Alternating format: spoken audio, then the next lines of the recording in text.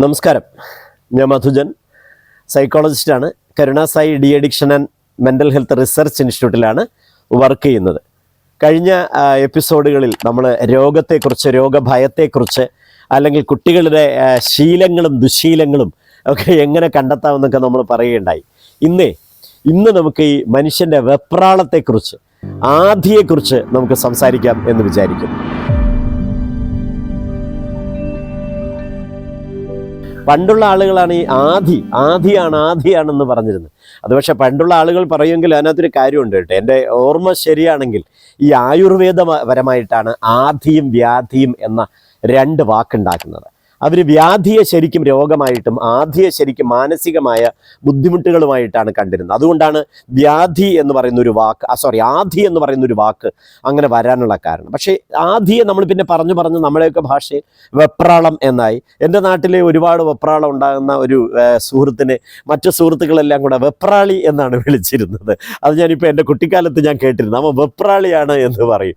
ഇത് നമ്മളിൽ പലരും വെപ്രാളികളാണ് കേട്ടോ, സംശയമൊന്നുമില്ലാത്ത കാര്യമാണ്. നമ്മൾ എന്തെങ്കിലും ഒരു നമ്മൾ ഇങ്ങോട്ടോടുന്നു, നമ്മളെ കൈയൊക്കെ വിറയ്ക്കുന്നു, നമ്മൾ വിയർക്കുന്നു, ആകെ കണ്ണൊക്കെ തുറിക്കുന്നു. അത് മനുഷ്യ സഹജമാണെന്ന് ഞാൻ പറയുന്നില്ല, എങ്കിലും ഒരുപാട് ആളുകൾ അനുഭവിക്കുന്ന ഒരു കാര്യമാണ് ഈ വെപ്രാളം അല്ലെങ്കിൽ ആങ്സൈറ്റി അല്ലെങ്കിൽ ഉത്കണ്ഠ എന്ന് പറയുന്നത്.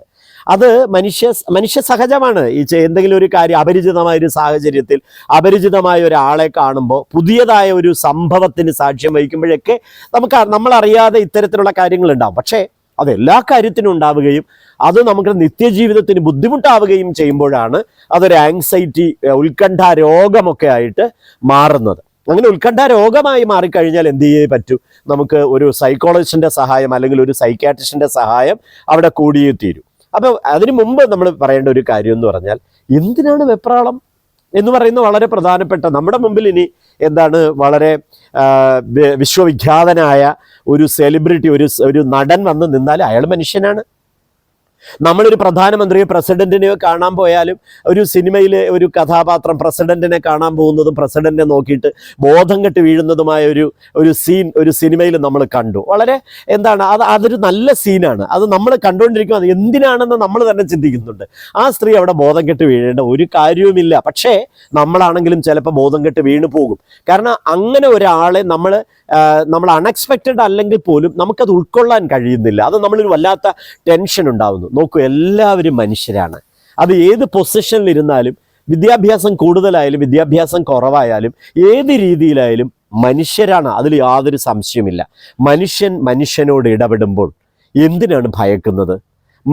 മനുഷ്യനോട് ഇടപെടുമ്പോൾ എന്തിനാണ് വെപ്രാളം പിടിക്കുന്നത്? നമ്മളെ മനസ്സിലാക്കാൻ കുറച്ച് വൈകുമായിരിക്കാം, നമ്മൾ പറയുന്നത് ചിലപ്പോൾ വ്യക്തമാവില്ലായിരിക്കാം. ഇങ്ങനെ വരുന്ന ചില സാങ്കേതിക തടസ്സങ്ങളല്ലാതെ നമ്മൾ എന്തിനാണ് മനുഷ്യനെ ഭയക്കുന്നത് എന്നൊരു ചോദ്യം ഞാനും നീയും ഒരു യാഥാർത്ഥ്യമാണ്. നീയും മനുഷ്യനാണ്, ഞാനും മനുഷ്യനാണ്. എങ്കിൽ പിന്നെ നമ്മൾക്കിടയിൽ എന്തിനാണ് ഈ ഉത്കണ്ഠയും ഈ ഭയവും എന്ന ചോദ്യത്തിന് വളരെയേറെ പ്രസക്തിയുണ്ട് എന്ന കാര്യം ഒരു കാരണവശാലും മറന്നു പോകരുത്. ഇങ്ങനെയൊക്കെ പറഞ്ഞാലും, ഇതൊക്കെ ചിന്തിച്ചെടുക്കാവുന്ന കാര്യമാണെങ്കിലും, ഒരു പുതിയ സാഹചര്യം വരുമ്പോൾ, നമ്മളൊരു കാര്യം ചെയ്യാൻ പോകുമ്പോൾ നമുക്ക് ആകെപ്പാടെ അത് ചെയ്യണോ, ഇത് ചെയ്യണോ, ഇതെടുക്കണോ, അതിനിടയിൽ പലതും മറന്നു പോകുന്ന ഒരവസ്ഥയുണ്ട്. സോ വളരെ പ്രിപ്പയർ ചെയ്യുക എന്നുള്ളതാണ് ഏറ്റവും പ്രധാനപ്പെട്ട കാര്യം. അത് പരീക്ഷയായിരിക്കട്ടെ, നമ്മൾ ചെയ്യുന്ന ജോലി ആയിരിക്കട്ടെ, ഓരോ ദിവസത്തെയും വേണമെങ്കിൽ നമുക്ക് എന്ത് ചെയ്യാവുന്നതേ ഉള്ളൂ, ഈ പ്രിപ്പയർ ചെയ്തെടുക്കുക എന്നത് വളരെ പ്രധാനപ്പെട്ട ഒരു കാര്യമാണ്. കാളിദാസൻ്റെ അതിമനോഹരമായ ഒരു കവിതയാണ് സല്യൂട്ടേഷൻ ഓഫ് ദ ഡാൺ എന്ന് പറയുന്ന അതിസുന്ദരമായ ഒരു കവിത കാളിദാസൻ്റെതായിട്ടുണ്ട്. അതിൻ്റെ ഇംഗ്ലീഷ് എനിക്ക് പറയാൻ അറിയാവൂ കേട്ടോ, സംസ്കൃതം എനിക്ക് അറിയില്ല. അതുകൊണ്ടാണ് സല്യൂട്ടേഷൻ ഓഫ് ദ ഡാൺ. ഈ ദിവസമാണ് ഏറ്റവും മർമ്മപ്രധാനം.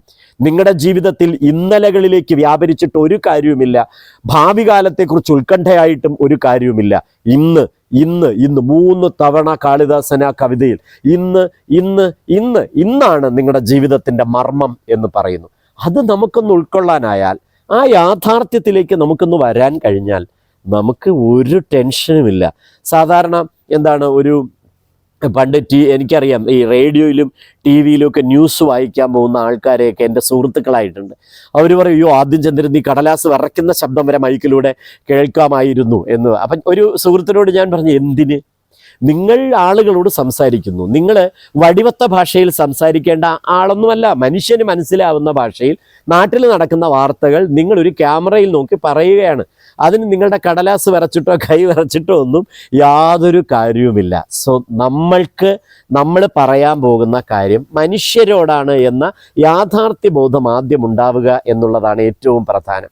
പിന്നെ പുതിയതുകളെ സ്വീകരിക്കുക. അഡാപ്റ്റേഷൻ എന്ന് പറയുന്ന ഒരു അതൊരു സോഫ്റ്റ് സ്കില്ലാണ്. അഡാപ്റ്റേഷൻ എന്ന് പറഞ്ഞാൽ ഏത് പുതിയ വ്യക്തി, പുതിയ സംഭവം, പുതിയ കാഴ്ചപ്പാടുകൾ, പുതിയ സ്ഥലം, പുതിയ സംഭവങ്ങൾ, പുതിയ പ്രദേശങ്ങൾ, ഇതെല്ലാം അതിനെ സ്വീകരിക്കുക എന്നതിനെയാണ് നമ്മൾ അഡാപ്റ്റേഷൻ എന്ന് പറയുന്നത്. അതിന് നമ്മൾ തയ്യാറാവണം. ഇപ്പോൾ ഒരു സാധാരണ രീതിയിൽ ആളുകൾ, സംഘാടകരെന്ന് പറയുന്ന ഒരു വിഭാഗമുണ്ട് അല്ലേ, ഈ പ്രോഗ്രാം സംഘടിപ്പിക്കുന്ന ആളുകൾ. അത് സ്ഥാപനത്തിലായാലും എവിടെയായാലും, ഒരു ചെറിയ ക്ലബിലായാൽ പോലും ഒരു ഗസ്റ്റൊക്കെ വരുമ്പോഴത്തേക്ക് ഇവർ ആകെ അങ്ങോട്ടോടി ഇങ്ങോട്ടോടി ഗസ്റ്റിനെ തന്നെ വേർപ്പിക്കുന്ന ആളുകളുണ്ട്. അതിൻ്റെയൊന്നും ഒരു കാര്യവുമില്ല. വെപ്രാളം കൊണ്ട് ഇത് സാധാരണ മനുഷ്യരിലുണ്ടാവുന്ന വെപ്രാളത്തെക്കുറിച്ചാണ് ഞാനീ പറഞ്ഞത്. നമുക്കൊന്നും അടുക്കും ചിട്ടയോടെ ചെയ്യാൻ പറ്റില്ല. അതിന് പ്രിപ്പയർ ആവുക എന്നുള്ളതാണ് ഏറ്റവും പ്രധാനം. നമ്മൾ എത്രത്തോളം മെൻ്റലി പ്രിപ്പയർഡ് ആവുന്നുവോ അത്രത്തോളം നമുക്ക് വെപ്രാളമൊന്നും ഉണ്ടാവാൻ പോകുന്നില്ല. പിന്നെ ദേഷ്യം നമുക്ക് റെഡ്യൂസ് ചെയ്ത് കൊണ്ടുവരിക എന്നുള്ളതും വളരെ പ്രധാനപ്പെട്ട കാര്യമാണ്. ഇനി ഈ വെപ്രാളം അല്ലെങ്കിൽ ഈ പറയുന്ന ഉത്കണ്ഠ കൂടിക്കൂടി വന്നാൽ അത് പാനിക് അറ്റാക്കൊക്കെ ആയി മാറും.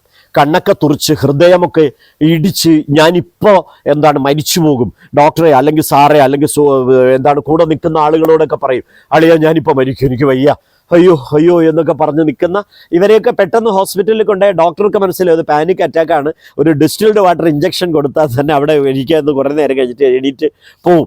അതൊന്നും വലിയ രോഗാവസ്ഥയല്ല. പക്ഷെ അതൊക്കെ അവരുടെ നിത്യജീവിതത്തെ ഒരുപാട് ബാധിക്കും എന്നുള്ളത് മറന്നു. എന്തൊക്കെ പറഞ്ഞാലും ഉത്കണ്ഠ കൊണ്ട് മനുഷ്യനൊന്നും നേടാൻ പോകുന്നില്ല. ഭയം കൊണ്ടൊന്നും നേടാൻ പോകുന്നു. നമുക്ക് ഭയക്കാമെന്നേ. നമുക്ക് കടുവയെ ഭയക്കാം, സിംഹത്തെ ഭയക്കാം, പുലിയെ ഭയക്കാം, പാമ്പിനെ ഭയക്കാം. മനുഷ്യനെ എന്തിനാണ് ഭയക്കുന്നത്? മനുഷ്യനെ കൊല്ലുന്നതിനേക്കാൾ, മനുഷ്യനെ ഭയക്കുന്നതിനേക്കാൾ, മനുഷ്യനെ വെറുക്കുന്നതിനേക്കാൾ ഈ ലോകത്ത് ഏറ്റവും വിചിത്രവും വികൃതവും ഭീകരവുമായ ഒരു കാര്യമില്ല. കാരണം മറ്റേതു പക്ഷിമൃഗാദികളെ അപേക്ഷിച്ചും മനുഷ്യന് തിരിച്ചറിവുണ്ട്, മനുഷ്യന് ഭാഷണശേഷിയുണ്ട്. അപ്പം കാര്യം പറഞ്ഞാൽ മനസ്സിലാകാത്ത എന്താണുള്ളത്? അപ്പം പറഞ്ഞ് നമുക്ക് മനസ്സിലാക്കാൻ കഴിയുക. അതിനു മുമ്പേ ഈ മുൻവിധികളൊക്കെയാണ് നമുക്ക് ഒരുപാട് ഉത്കണ്ഠ ഉണ്ടാക്കുന്നത് എന്നെനിക്ക് പലപ്പോഴും തോന്നിയിട്ടുണ്ട്. ഒരാൾ വരുന്നു, അയാൾ എങ്ങനെ ആയിരിക്കും, അയാൾ ഇങ്ങനെയുള്ള ഒരാളായിരിക്കില്ല, ദേഷ്യമുള്ള ആളായിരിക്കില്ല എന്നൊക്കെ പറഞ്ഞാണ് നമ്മൾ ഈ മുൻവിധി വയ്ക്കും. ദേഷ്യമുള്ള ആളായിരിക്കും, അല്ലെങ്കിൽ ഷൗട്ട് ചെയ്യുന്ന ആളായിരിക്കും. ആയിക്കോട്ടെ, മുൻവിധി എന്തിനാ വയ്ക്കുന്നത്? എന്തിനേയും സ്വീകരിക്കാൻ ഉള്ള മനസ്സാണ് ഏറ്റവും പ്രധാനം. ദേഷ്യമുള്ള ഒരാളിനെ ദേഷ്യം കൊണ്ടല്ല സ്വീകരിക്കാൻ, ദേഷ്യമുള്ള ഒരാളിനെ സംയമനത്തോടെ നമ്മൾ കൂളായി നിന്നാൽ അവർ ദേഷ്യപ്പെടാനോ ഷൗട്ട് ചെയ്യാനോ ഒന്നും പോകുന്നില്ല. അപ്പോൾ ഉത്കണ്ഠ, അഥവാ ഈ കാണുന്ന ആർക്കെങ്കിലും ഉത്കണ്ഠ ഉണ്ടെങ്കിൽ നിങ്ങൾക്ക് ചെയ്യാൻ പറ്റുന്നത് ഒരുപാട് റിലാക്സേഷൻ ടെക്നിക്കുകൾ ഉണ്ടെന്ന് നിങ്ങൾ മറന്നു പോകരുത്. മൈൻഡ്ഫുൾനെസ് റിലാക്സേഷൻ ടെക്നിക്ക് എന്ന് പറയുന്നൊരു സാധനം സൈക്കോളജിയിലുണ്ട്. ജാക്കോബ്സൺ പ്രോഗ്രസീവ് മസ്കുലർ റിലാക്സേഷൻ എന്ന് പറയുന്നൊരു സംഗതി സൈക്കോളജിയിലുണ്ട്. ഇതെല്ലാം ഒരു സൈക്കോളജിസ്റ്റിൻ്റെ നേതൃത്വത്തിൽ ചെയ്താൽ ഇതിനെല്ലാം കാരണം ചില രാസപദാർത്ഥങ്ങൾ ഷൂട്ട് ചെയ്ത് കയറുമ്പോഴാണ്, ചില രാസപദാർത്ഥങ്ങൾ ഇങ്ങനെ വല്ലാതെ സ്റ്റിമുലേറ്റ് ചെയ്യുമ്പോഴാണ് നമുക്ക് ഈ ഉത്കണ്ഠയൊക്കെ ഉണ്ടാകുന്നത്. ഏറ്റവും പ്രധാനമായിട്ട് കോർട്ടിസോൾ എന്ന് പറയുന്നൊരു സാധനമുണ്ട്. അതിൻ്റെ പേര് തന്നെ സ്ട്രെസ് ഹോർമോൺ എന്നാണ്. എന്തിനാണ് കയറ്റി വയ്ക്കുന്നത്? എന്നാൽ ഇപ്പുറത്ത് വേറൊരു സാധനം കൂടെ പറഞ്ഞു തരട്ടെ. ഓക്സിറ്റോസിൻ എന്ന് പറയുന്ന വേറൊരു ഹോർമോൺ ഉണ്ട്. അതിൻ്റെ പേര് ലവ് ഹോർമോൺ എന്നാണ്. ആ ഓക്സിറ്റോസിൻ കയറിയാൽ കോർട്ടിസോൾ ഇറങ്ങും. ഓക്സിറ്റോസിൻ കയറ്റാൻ മറ്റൊരാളോട് സംയമനമായി സംസാരിച്ചാൽ മതി, ചിരിച്ചുകൊണ്ട് സംസാരിച്ചാൽ മതി, ഹഗ് ചെയ്താൽ മതി, ഒന്ന് നന്നായിട്ട് കിസ് ചെയ്താൽ മതി, അടുത്തിരുന്നൊന്ന് ചേർത്ത് പിടിച്ചാൽ മതി. ഇതെല്ലാം ഓക്സിറ്റോസിനെ കൂട്ടുകയും ഈ സമ്മർദ്ദമുണ്ടാക്കുന്ന ഹോർമോണായ കോർട്ടിസോളിനെ കുറയ്ക്കുകയും ചെയ്യും. മനുഷ്യൻ്റെ തലച്ചോറിൽ തന്നെ ഇതെല്ലാം ഉണ്ടെന്നേ. പക്ഷെ അതൊന്നും ചെയ്യാതെ വെറുതെ കോർട്ടിസോളൊക്കെ ഇങ്ങനെ കയറ്റി വെച്ച് അയ്യോ ടെൻഷൻ എന്തിട്ടെന്നൊക്കെ പറഞ്ഞ് തലയിലൊക്കെ ഇടിച്ച് ഇങ്ങനെ കൈയൊക്കെ ഞെരിച്ച് നടക്കുന്ന ആൾക്കാരെ കണ്ടിട്ടില്ലേ?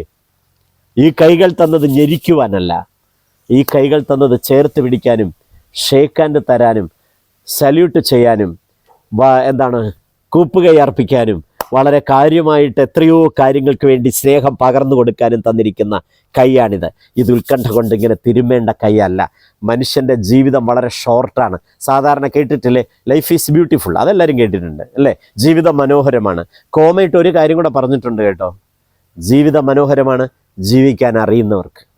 എങ്ങനെ ജീവിക്കാൻ അറിയാൻ ക്ലാസ്സിനൊന്നും പോകേണ്ട കാര്യമൊന്നുമില്ല. ആവശ്യമില്ലാതെ ടെൻഷനും ഭാരവും ഒന്നും തലയിൽ വയ്ക്കാതെ എല്ലാവരോടും ചിരിച്ചും കളിച്ചും എന്നാൽ ഗൗരവമാർന്ന ജോലികൾ നന്നായിട്ട് ചെയ്തും കർമ്മോജ്വലമായ ഒരു പ്രഭാതം മുതൽ പ്രദോഷം വരെ നമുക്ക് നോക്കിക്കാണാൻ കഴിഞ്ഞാൽ മനുഷ്യജീവിതം എത്ര സാർത്ഥകമാണ്, മനുഷ്യജീവിതം എത്ര വസന്തോദ്ഗമമാണ് എന്നറിയുമോ? അതുകൊണ്ട് ജീവിതം മനോഹരമാണ്. അത് ജീവിക്കാൻ അറിയുന്നവർക്ക് ടെൻഷനും ഉത്കണ്ഠയും ഭയവും ഒന്നുമില്ലാതെ തല നിവർത്തി ഈ ലോകത്ത് ജീവിക്കാൻ കഴിയുന്ന ടാഗോറിൻ്റെ ഒരു വാക്കുകൾ പറഞ്ഞുകൊണ്ട് അവസാനിപ്പിക്കാം. Where the mind is without fear and the head is held high. ഭയമില്ലാത്ത മനസ്സുള്ളിടത്ത് ശിരസ് ഉയർന്നു നിൽക്കും എന്നാണ് ടാഗോറിയൻ വാക്യം എന്ന് പറയുന്നത്.